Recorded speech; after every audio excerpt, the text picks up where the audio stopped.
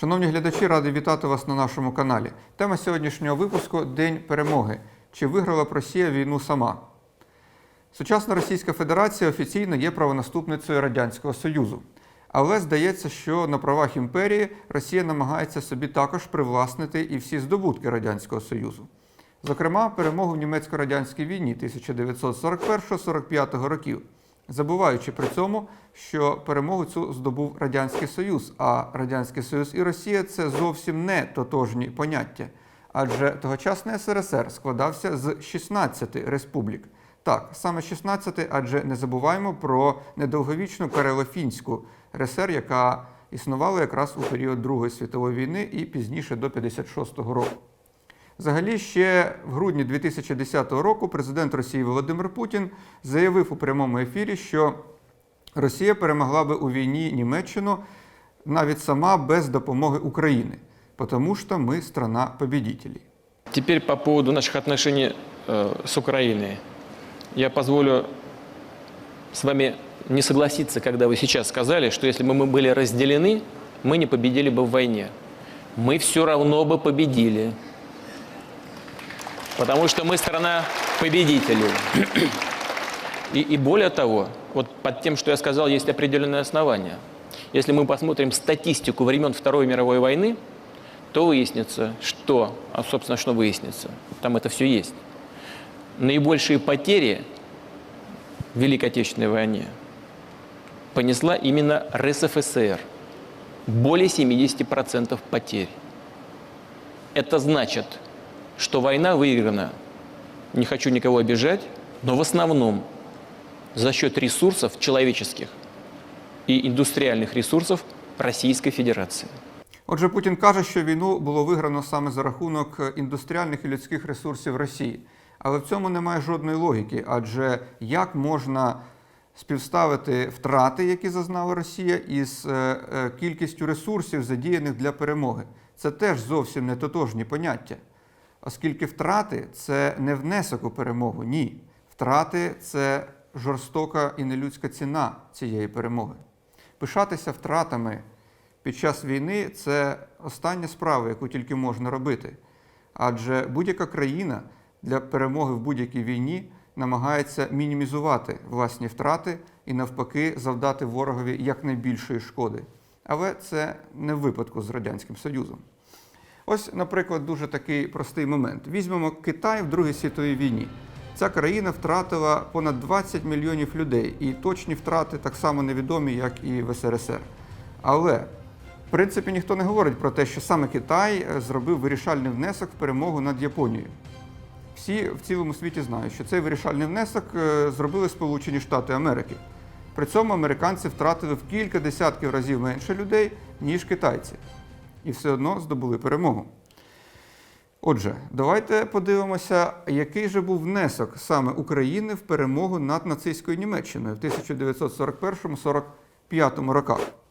За роки німецько-радянської війни до Червоної армії було мобілізовано від 6 до 7 мільйонів мешканців України. А це становило близько чверті особового складу Червоної армії. Понад 300 генералів і адміралів Червоної армії були також вихідцями із України. А в тилу німецьких військ в ці роки діяло понад 50 тисяч радянських партизан. І, звичайно ж, не забуваємо також про загони українських націоналістів, які теж боролися проти нацистських окупантів. За мужність і відвагу, виявлені в боях проти нацистів, тільки українці-військовослужбовці Червоної армії отримали 2,5 мільйони орденів і медалей, а загалом їх отримали 7 мільйонів радянських військовослужбовців. Що ж це виходить? Це виходить понад 1/3. Близько 2100 українців стали героями Радянського Союзу, 32 двічі героями Радянського Союзу, а наш співвітчизник із Сумщини Іван Кожедуб став тричі героєм Радянського Союзу. Це найкращий ас антигітлерівської коаліції. При цьому внесок України був, як ми бачимо, величезний, але і втрати, які Україна зазнала, так само були колосальними. Ціна перемоги для України була дуже страшною. Безповоротні втрати військовослужбовців українського походження становили від 3 до 4 мільйонів осіб. Це вбиті, ті, хто загинув в полоні, помер від ран у перші повоєнні роки. Але Територія України була ареною бойових дій, і з 1942 року, з літа до грудня 1942 року, вона повністю залишалася в нацистській окупації. Загальні безповоротні втрати військовослужбовців Червоної армії українського походження становили до 4 мільйонів осіб. Але в зоні окупації і взагалі в період війни загинуло ще до 5 мільйонів мирних мешканців України. 714 міст і селищ міського типу зруйновані, понад 28 тисяч сіл також. Все це завдало колосальних економічних втрат Україні, після яких довелося ще відновлюватися багато-багато років. Обов'язково згадаємо про внесок і інших республік тодішнього СРСР в перемогу.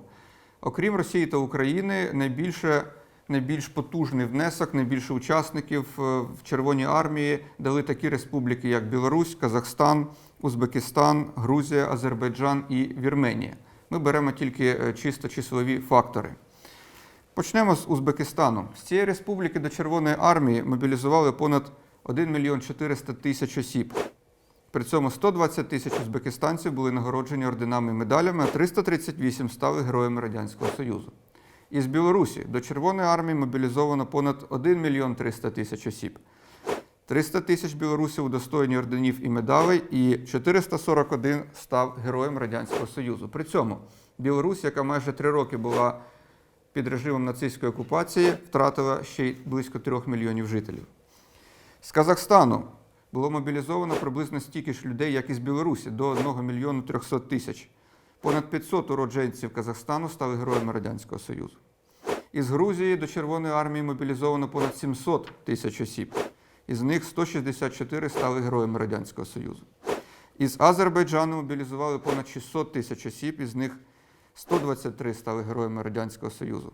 Нарешті з Вірменії мобілізовано понад 500 тисяч і 107 стали героями Радянського Союзу. Все це свідчить про величезний внесок цих республік у загальну перемогу Радянського Союзу над нацистською Німеччиною. Але ми маємо обов'язково пам'ятати, ця перемога була б неможливою без допомоги союзників. Звичайно, насамперед це Сполучені Штати Америки та Велика Британія з її тодішніми домініонами та колоніями. Але пам'ятаємо і про інших союзників і шануємо внесок кожної країни в цю перемогу. Щодо Великої Британії, то ця країна, нагадаю, воювала проти гітлерівської Німеччини майже 6 років. Від самого початку до самого кінця, з вересня 1939 до травня 1945 року. А це значно довше, ніж Радянський Союз, адже він підключився до війни з Німеччиною тільки в червні 1941 року.